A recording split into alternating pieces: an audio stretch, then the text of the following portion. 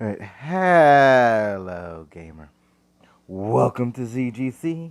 My name is Zirillius and today we're playing Evolution 2 Battle for Utopia and we're going to talk a little bit about the Dominion Scouts and how they work. As you can see, there's two different types of ships that will show up. I haven't seen any difference in their speed or defense, which are the things your helicopter need to be to actually have a chance at taking these things down. Of course, there's always the overdrive over here, but I'm already at 100% on the big guy, so no need for overdrive. If you guys have more information on the overdrive, let's say that for every 10% that amount of biofuel goes up, or there's something like that, please comment that down below in the comment section. That way we know just what overdrive does, or is it just always 1800 biofuel 100%? You know, the scouts won't show up until after a situation refresh, after you've knocked down a faction to 0% threat. And the big guys have this in here. You see two armored enemies with the C900 and the Arachnid. If you intercept a scout, if you shoot down a scout and you fail to beat the mission, that scout will disappear. And as you can see, it ended up knocking down another faction to 0. Every time you do that, two scouts will show up. So it's two perfection. So you can have a maximum of 6. All 6 scouts can show up at the same time. Great thing about this is, the scouts, as long as you haven't shot down the ship, the scout won't disappear. As you see, we still have we have 3 scouts on screen already, and one of these are from the previous refresh. And with all the new ones, they have this exact same defense, exact same speed, as the other ships displayed on the other one. The ones with the bigger ships, they will give you 50 or 75 crystallite, whereas the smaller ones give you 50 crystallite. And then notice that the big ones will always have a C900 and an arachnid on there, whereas the smaller ones will just have an arachnid. So, and the troop numbers seem to be about the same. It's roughly 30 to 34 units, which is a lot for a scout. I mean, my job in the military was a scout, and we never traveled in squads that big. So I mean, that's a pretty big scout battalion, or a scout company or scout platoon, whatever the case may be. However, the Dominion organizes their their troops. That's a pretty huge number, but it's up to us to deal with them all and get these fabuloso prizes, which is the Dominion engines and the Dominion missiles. So once you complete a battle, these things will show up in your workshop, and we'll get to that a little bit later. Just given the toughness of these scouts, and with this particular battle, I was sticking a bit, so I was taking on a lot more damage than I was expecting to. Right there, I just used the stasis grenade, because stasis grenades are kings against the Dominion. And I took forever to get that sniper shot off.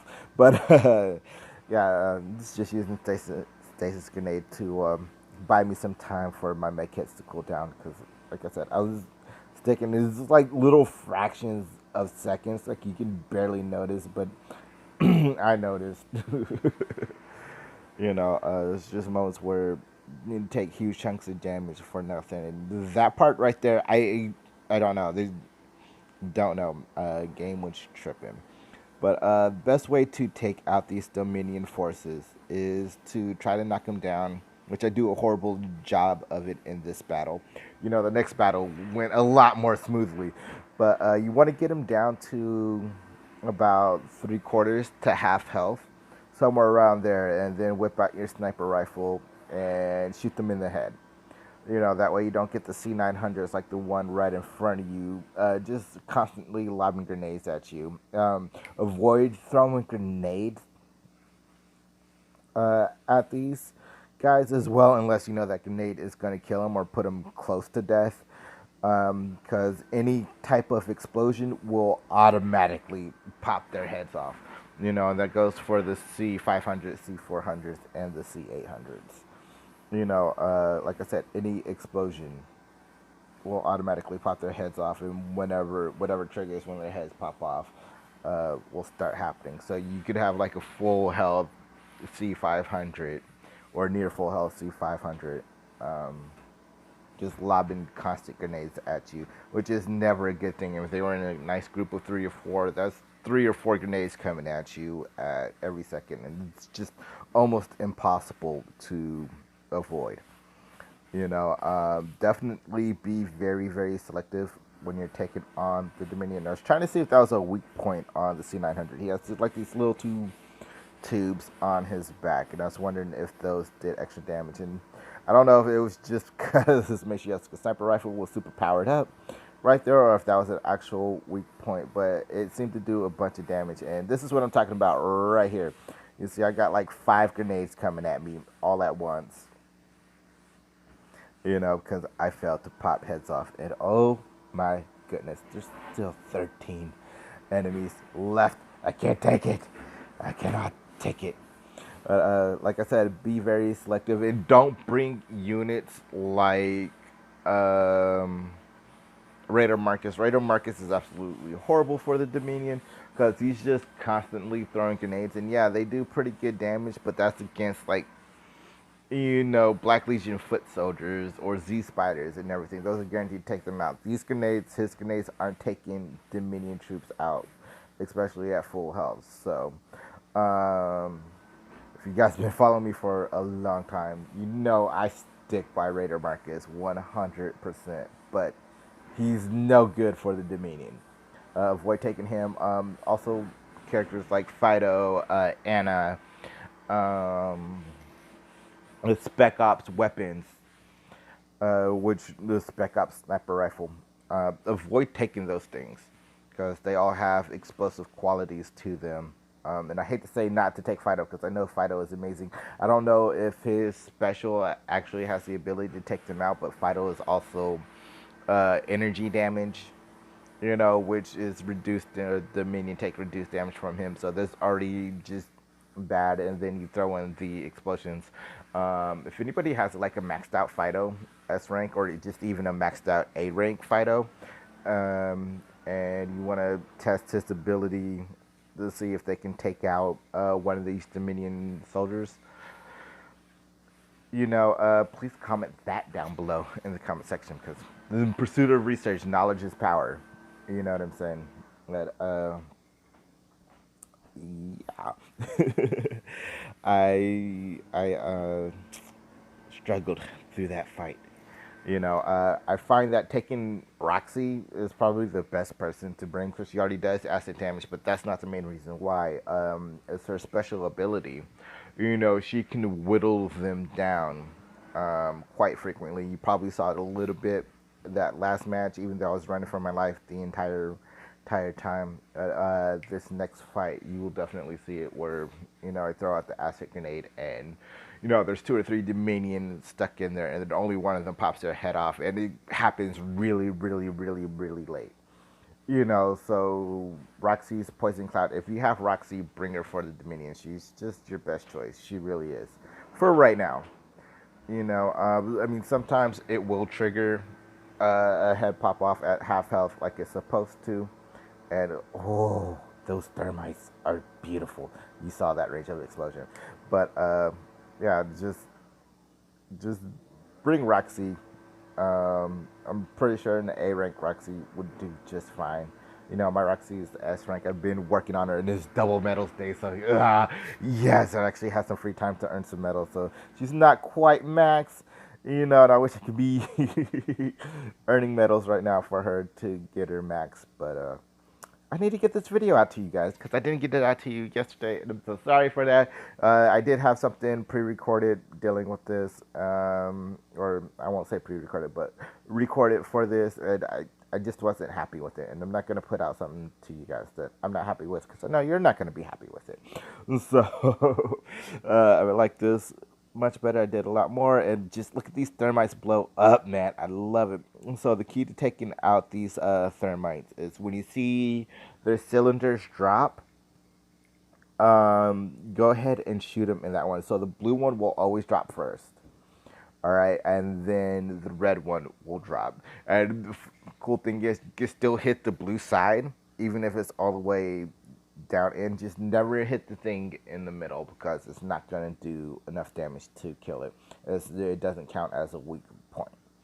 And as you saw in the previous battle, once those two chemicals mix, it just turns into a really big bomb and can really, really do a lot of damage to you. If for whatever reason you miss the blue one, you can shoot the red one if your sniper rifle charges in time. Once they're both in, just run for your life, because it's kind of like the C800 where it's going to run at you and blow up. Except this one it doesn't run at you. It just straight up jumps at you and charges at you. And Blake just went for a ride. Holy smokes. That was fun. We're still seeing. I'm still trying to find out a weak point on the arachnid. I know it's somewhere between its legs on the side of the body. Someone suggested that it was its tail. I can't think of what the thing is called on bugs. I know it's not the abdomen. It might be the thorax. It's been a while since I played with bugs and had to learn their anatomy, but yeah, if you just shoot in between where the thorax is or the two sections are connected, it's somewhere in there. That's where I seem to be doing the most damage with a sniper shot. Or you get to the side, you can really hurt the arachnid hitting it from the side. So once you complete Scout, you'll get these precious little things right here, the engines and the missiles. So as you see, they cost 500 crystallite to restore, but you have 24 hours to make this decision. And you can always break them down for crystallite, making each one of these Dominion Scouts worth minimum of 100 crystallite. And that's just freaking amazing. And just the fact that you have 24 hours to make a decision on whether you want to restore it, and when you restore it, you can use it. It makes it easier. So especially if you are on premium, you see my 3 production keys going off up there. It makes it a lot easier to manage. And you can hold a lot more of the Dominion tech for a lot longer. For players that aren't on premium, you're gonna have a little more difficult time. But as long as you slot, your crystallite and manage your crystallite, how much you have, and time it for, make sure you have 500 scouts. So like once you get a faction down to like 35%, start saving up that crystallite. That way you can go ahead and restore one of these pieces once you take out their scouts. Ooh, excuse me. Unfortunately, there's nothing for the anti-air systems, but it kind of works similar. Once you have 3 of those Dominion pieces, you go ahead and upgrade it to B+ versions. Stranger75 over on the Discord already has both the missiles and engines at A. But you can also, there's nothing for the AAs yet. I'm sure something's coming for them here pretty soon. But for right now, it's just a helicopter getting all the love. And I do want this engine. As you saw earlier, I broke some stuff down, so I was right at that threshold of getting 500. So let's go ahead and put the missiles up there, because I do want some B+ missiles. And I'm working on a engine, and I'm showing you the times here because I'm not going to intercept this one and take it out. Like I said, as long as you don't shoot down the the scout, they will show up on the next situation update. You know, the new actions update. And as you see here, times are a bit different. And you see the scout, it moved way down south, but it's there. I hope you guys enjoyed this video, and I'll see you later, gamer.